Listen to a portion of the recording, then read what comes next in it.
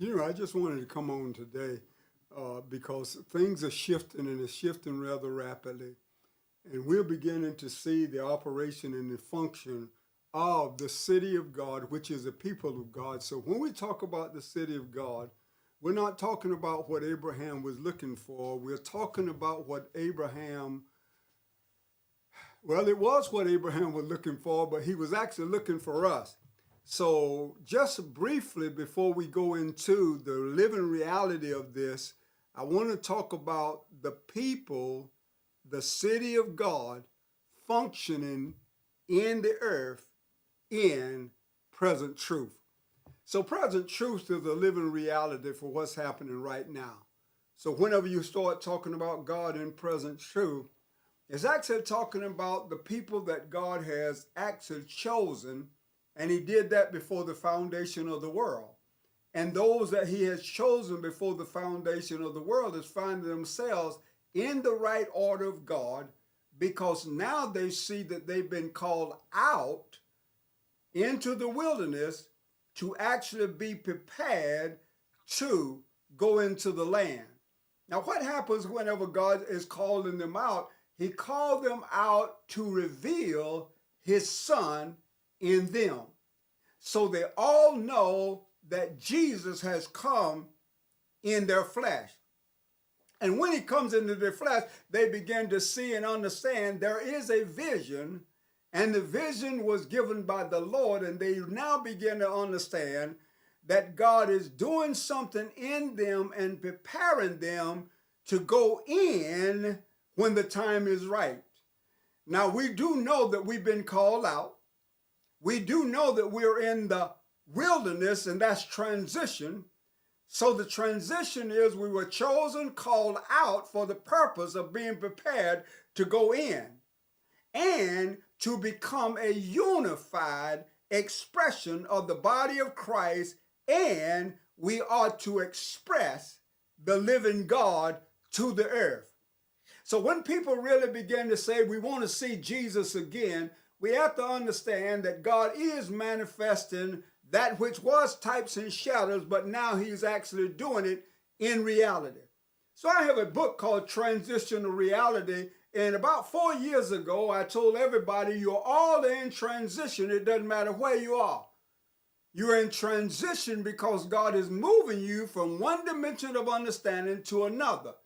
He's breaking you from types and shadows and bringing you into the reality, because once the reality, then He's going to cause us to be united as one by the Spirit, because now we're all going to actually embrace the Father, and the Father is going to embrace us into an expressive Son in the earth, in His image. So now we're being identified as the sons of the living God. So when you see that, you understand we begin to see that we are the Christ in the earth. That which was invisible is now seen and expresses God, and it walks in the expression of the mind of God. This is a new man walking. So it's not only just walking to manifest a voice, it's also that the voice and the visual, they agree with one another. So you do understand now that this new thing that God is doing is on planet Earth. And it's called a United Nation, and it's the original intent of God before the foundation of the world, and we're coming into now remembering that we are brethren. It also is a season and a time that we actually is introducing this new science called a pure American science, and it's the science of the 21st century. And it's bioditechnomics. We've talked about it in times past, but now we're getting ready to press into this new day in this new way, and it's life within a perfect environment. Because now we're going to understand in 1 John, it says, in Him there is no darkness at all. So we're going to find out that darkness is being swallowed up in the light, and now it's going to be manifested by the tongue of the learned out of the words that are spoken. This is a science that is a ubiquitous science, and it really will work anywhere. So what it said is peaceful production in any place, in us, in the assembly, and also in all of the nations of the world. So what does it relate to? It relates to relating to and affecting, watch this one, it's affecting everyone and everything on planet Earth. This is a new day. So God will have it his way. And what you have to understand is God's way is better than ours. And so now I'm actually reverting back to Kingdom Golf again, because when we see that it is a character evaluation. And in the character evaluation, we're asking one question in the beginning: what's in your bag? And when we talk about your bag, we're talking about what's in your earthen vessels. So now what happens is we're coming into a place that now we're going to see a life science that brings us into a place that it has a purpose. What is the purpose? It's to establish a relational fellowship with the body of Christ worldwide. So that means that everybody that's born again now beginning to understand everybody that's born again is my brother, is my sister.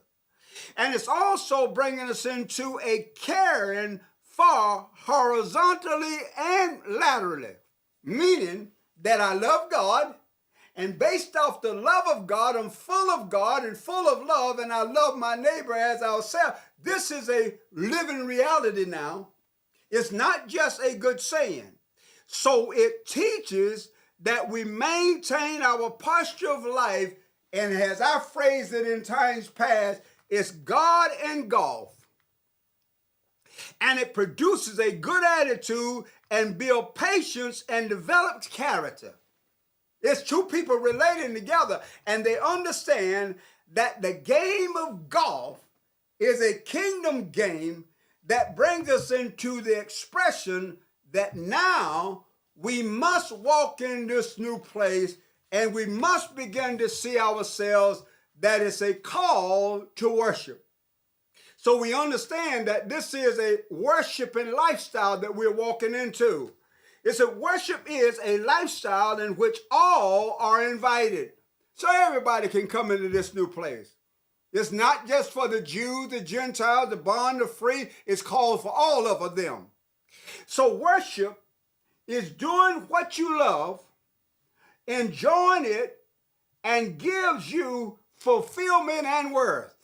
This is the day that you're going to be fulfilled.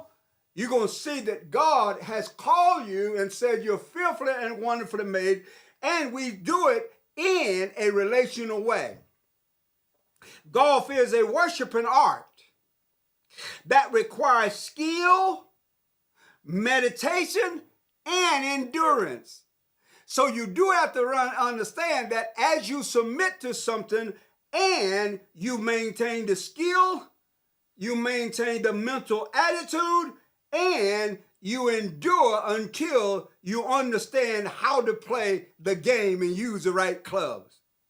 The golf club are as an instrument of praise, because as you strike the ball with the club and hitting it in the right place with the right club, it will go the right distance every time.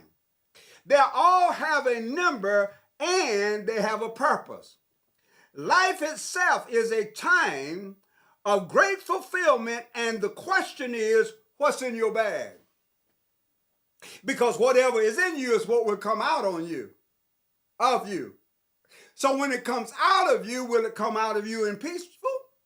Will it come out in a way that's chaotic?